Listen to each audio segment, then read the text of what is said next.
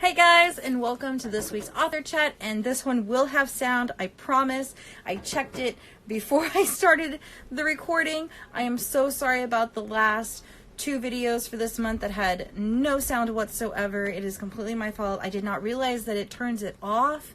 I'm not sure exactly what's going on with it, but it is fixed now, so yes. Today we are going to be chatting with Mona of Then, Now, Always. This book is so amazing. I actually haven't finished it. I am that much done. This new job is kicking my butt. I come home, I feed everybody, I sit down and read for a little bit, and then I pass out. So it's been going, but I'm going to finish this one today, so the review will be posted tomorrow. And let's see, we're going to add to the chat, of course, and we're going to give Instagram a little ways to inform our followers that we are currently live. And I am so excited to chat about this book. This book is so amazing. Hi. Okay. I'm sorry, hold on. I was just Turn turning up my down the volume. Yeah. Okay. Okay. So weird. Okay, well, we will make it work. Should I try the headphones again? Oh, now I can hear you. A Oh, little bit better. is that better? Yeah, that's better. Okay. It's a little bit better. That's How about- weird.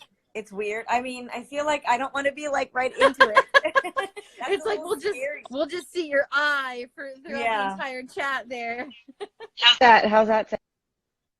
Oh, that's perfect. Yay. Okay, so that's one headphone. We'll just do it with one headphone then. Let's just do It that. just wants to be mean today. I know. Okay. All right. So how do you pronounce your last name? Schroff. Schroff? Yes. Okay. Very simple. I was trying to make it very complicated. Yeah. Okay. Okay. So Mona Schroff, and this is your debut, correct? That is my debut, yes. So good. It's so good. I'm at chapter 30 and it's so good. I don't read many adult titles, but this one I had seen and I loved this cover. I fell in love with the cover and I'm like, you know what? I'm going to grab this. And then I started reading it. I'm like, this is amazing. Okay. We have to invite her on the show. Awesome. So very I'll tell you excited. that cover, Harlequin actually hired Indian models to do that cover. Oh, nice. I know. It's really cool. Very So good. nice. Yeah. All right. Well, first off, tell us a little bit about yourself and your journey to becoming an author. So, I know when I was 9, I entered this young authors contest and I won. And it was like a book about a pet dying. It had all the fields and blah, blah, blah, whatever. I was 9. But at that point in time, I was like, this is what I want to do, right? But then I became an optometrist instead. So about 8 or 9 years ago, I was like, if I don't go ahead and pursue this, this is my dream, this is my passion, this is what I think I want to do with my life. And I was already like in my early 40s. I was like, well, if I don't do this now, then I never will. So at that point in time, I was like, I'm just going to go for it. And I did. So I started writing. I had no idea what I was writing. I joined Writer's Digest. And actually, the idea for this book came from a writing prompt. And the writing prompt was heads we get married, tails we break up. And so I wrote like a 750-word little short story that nobody liked, nobody paid any attention to.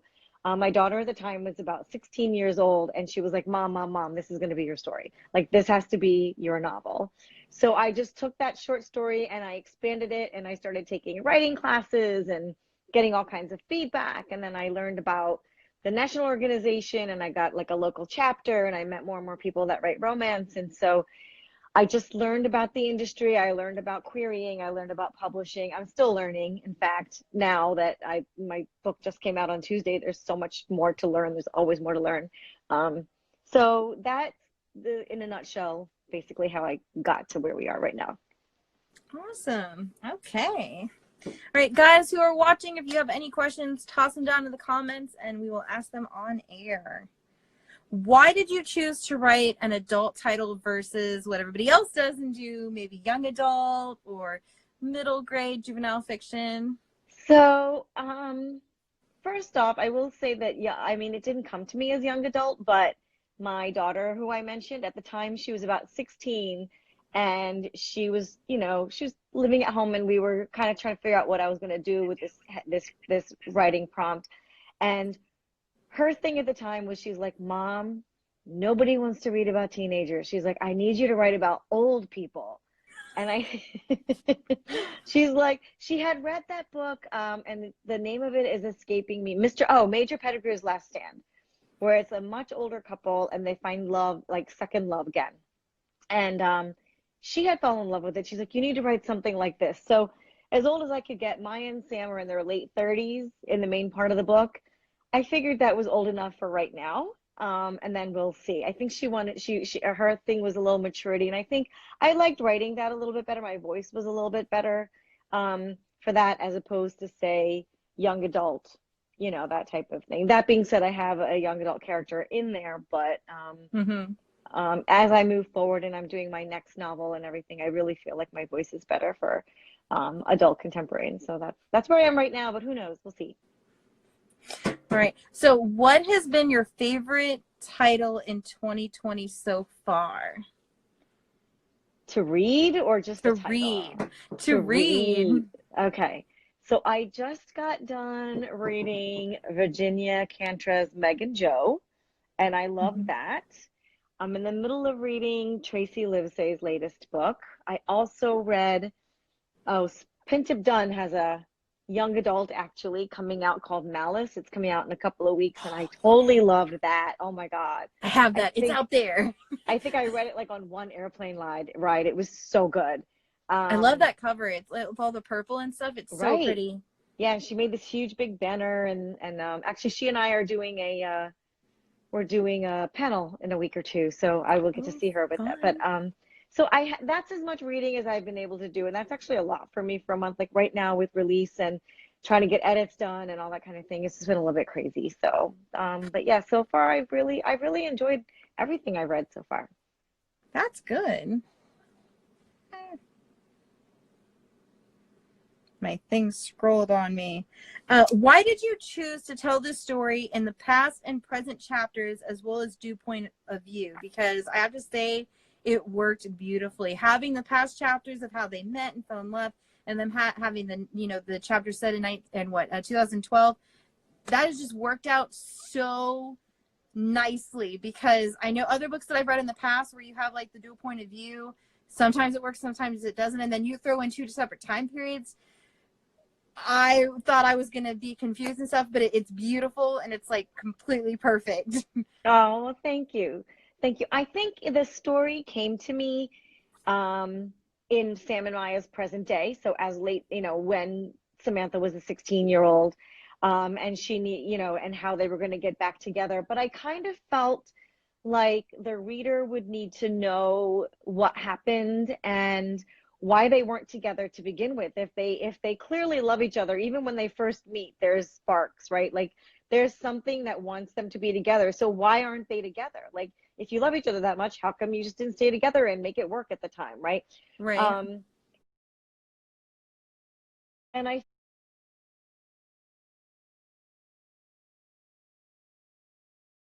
figured the best way to tell it would be to just tell about how they fell in love and then lead up to why they actually ended up breaking up type of thing. And so I did go through a few different sort of, I don't know, like iterations of how to present the past as well as the present.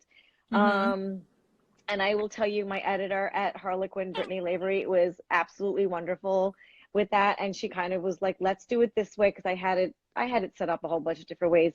And so we tried to set it up so that it would be a couple of chapters in the past, in the present, and then we go to the past, and then we go to and it kind of connects. So the things you learn in the past are relevant to what's going on in the main timeline, all up until that end where we find out what's actually happening, and then it all kind of comes out, and then we have to have resolution or not resolution, that kind of thing. So I just felt like in order to really understand where they were today, you really needed to know where they were before.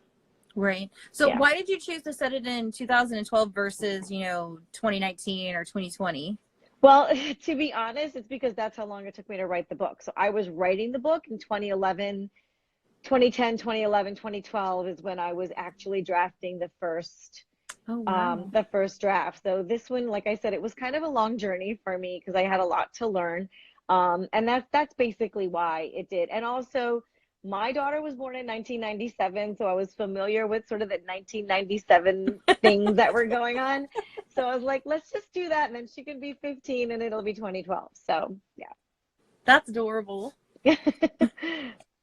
So this book has totally ripped at the heartstrings. Was any of it based on real life experiences or somebody else's real life experience, or is it a complete 100% total fiction?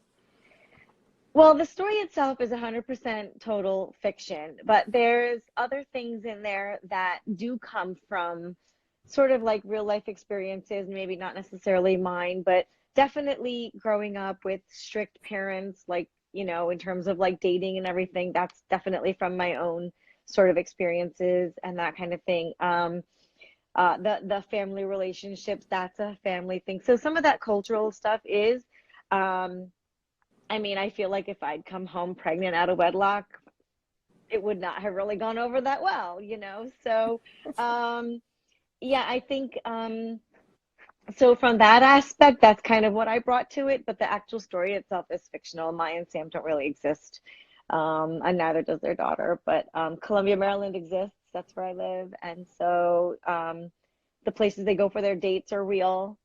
That kind of stuff is true.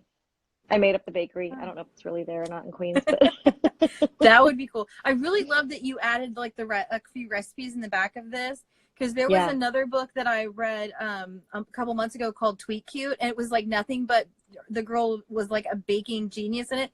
But then you get to the I've end heard of and it. you're almost expecting it to have the recipes, and there's like nothing. It just ends and it's the acknowledgments Aw. and that's it. And I'm like, where's my recipes? Cool. So it's very, very nice to have that added. It definitely made my day, because Well, that was like after all this baking stuff started happening, I flipped to the back to like, did she add anything? Yes. Cool. I hope you try Score. them. I hope you try them. Oh, I am definitely going to be trying those. That is for sure. So of course, baked goodies. There's a whole bunch of baked goodies that are mentioned in this story. I mean, they own a bakery, coffee shop type thing. Do you also bake? I do bake, actually. I'd rather bake than cook. And in my family, whenever anybody needs something like a dessert or something, it's always me.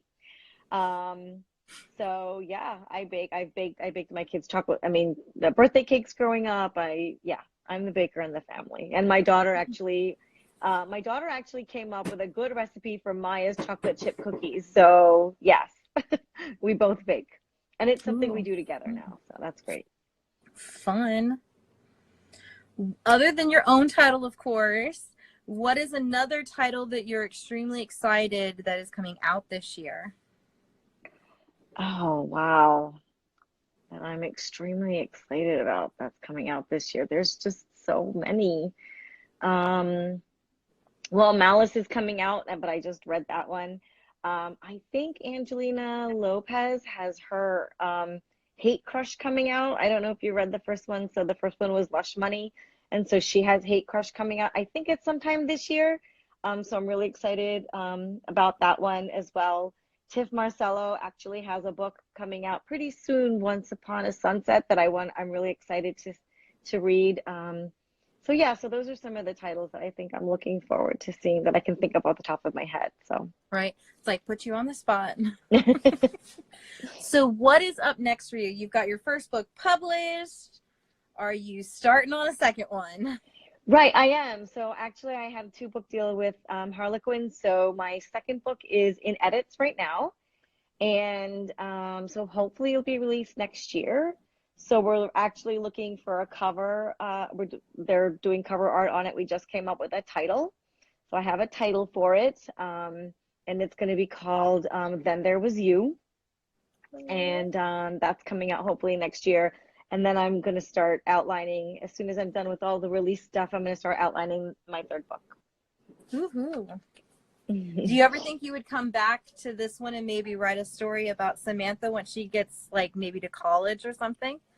So I thought about that, but then that college age is not something I'm so keen on. I actually have in rough sort of outline, I have Ben's story. So Sam's cousin Ben, We allude to sort of at the end there that he ran off to Africa to get away from a bad breakup or something that happened with a girl. So I have a story in the back of my mind that's kind of I've kind of outlined it out a little bit. So I have that that would come up. Samantha's story is always good, but we know how that ends, you know. And that would be more of a young adult. So maybe if I wanted to do a young adult, I would come back to her. She'd be a great place to start because I already have her voice. But yeah, even Sam's fiance, I think Paige could have a great story. Oh, that You know, would be they're all, nice. right? She's a nice person. So yeah. So there's definitely characters that I would come back to here. I've also toyed with doing an in-depth story about Maya's mom. So we know the details of what happened there and see how that goes. So yeah, there's definitely characters that I could pull from here if I wanted to. It's like, now I want all these stories. Right? Oh. Okay. Well, thank you so much for coming on the show. Anybody that's watching, do you guys have any questions? I didn't see anything pop up. So are you going to any bookish events this year? Like ALA, BA? I will be at BLC in Nashville. So that's Book Lovers Con. And then I'll be at ApollyCon as well. So those are the two that I have so far. And then on whatever else comes up. The ALA sounds interesting. It's in Chicago this year, so I actually know where that one is. Okay. Yeah, that was where BEA was a few years ago, so we drove. Okay. So I do have a giveaway for anybody who followed today on your show. Yes. Okay. Let's see. Who is still here? So it looks like a couple people popped in and out. If you're here, let us know. Giveaway. Okay. Says there's 3 people watching. Okay. So the part of the giveaway is this mug, and it's a Sweet Nothings mug from Maya's Bakery. Oh, it's like, I'm going to go, like, can I win my own giveaway? Oh my God, that's adorable. Right? It's so cute. I thought that'd be a cute little giveaway. So cute. It's like, anybody?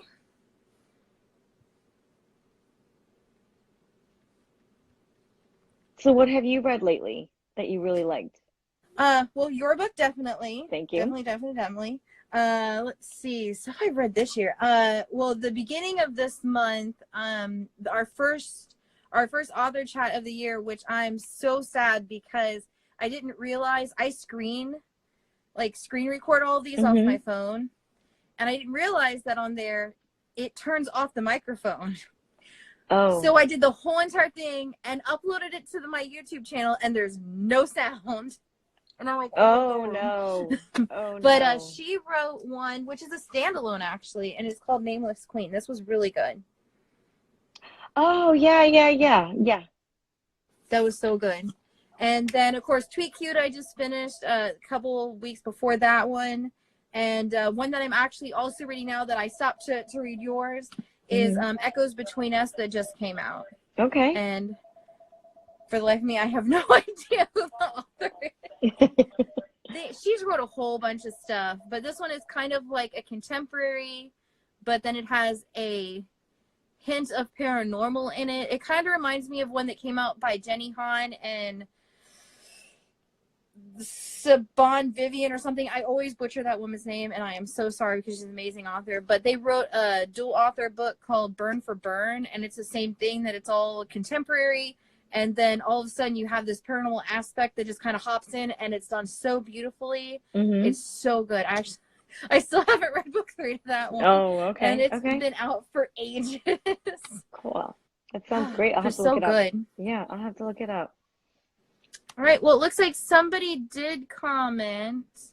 Heen the Queen. I see that. Okay. Well, it looks like you won. Whoop, whoop. Awesome. Okay. All right. So, Heen the Queen, please make sure that you message Mona here and give her your information. And thank you so much for coming on the show. Okay. Thank you. Bye. Bye-bye. Hey guys, thank you so much for watching today's show. I guess these comments are not going to minimize. Make sure you check out Mona's book, Then, Now, Always. It is so amazing. You guys know I am not one for adult books for the most part. This one is wonderful. I love it. It was so good. Make sure to catch us in February, which is tomorrow, for 4 new authors. I am so excited to have some of these people come on. I am freaking out, and I am so overjoyed for some of these. Like, seriously. First off, for February 7th, all of these are at 5 p.m. EST. First off, we are going to have B.R. Myers of Rogue Princess. I'm thinking this is her debut. Do not quote me on that because I'm not completely sure. But this is like a space odyssey type thing. It looks so interesting, and I really love this cover. And that one is actually out this month. It doesn't say what day, but apparently this one is already out. Next, I do not have this book on me. They are coming in the mail, but one of my all-time favorite authors back when I had first started my site and we reviewed these books, Heather Birch, is coming out with a re-release of her Halfling series with brand new covers, and I vaguely think I remember her saying that the stories have been updated, so I'm very excited to see what she's done with them. But she will be on the show actually on Valentine's Day at 5 p.m. So I am so excited to have her on the show and to be able to read all of these books again. She will actually be joining us more than once this year, so we will be covering the entire series. Next off, we will also be chatting with Jessica Thorne of Mageborn. She'll be on February 21st at 5 p.m., of course. And all of these are in Eastern Standard Time. And this one is from Bookouture.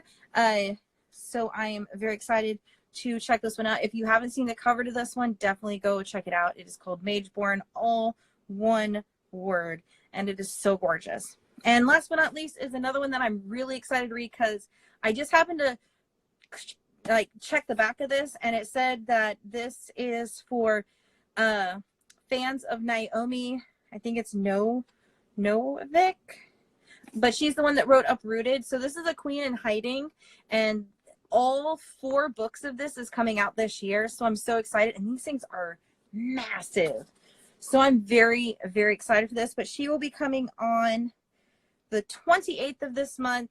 And I'm so excited for this because I loved Uprooted. I actually still need to read the other book that came that was the companion novel to that, but Uprooted was so beautifully done. So I'm very excited to read this one since it is in the same vein. And that is everybody that is coming on for February. Of course, you can always check out the site and go to the link for Author Chat to check out our entire lineup as well as watching past videos. All of them are listed on there. And then, of course, you can always check out our playlist on YouTube for anything else. And I will catch you guys later. I'm going to go finish this book and start dinner, and hopefully I don't pass out. Work has been insane. Of course, not working since like 2008 tends to do that. So I will catch you guys later. I hope you guys have enjoyed this show.